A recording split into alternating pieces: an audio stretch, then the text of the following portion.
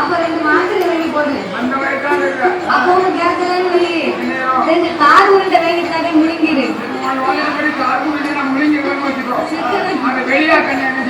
Car உருண்டையை முழுங்கிட்டு அதை வெளியாக்கணும்னா வேற வழி இருக்கு.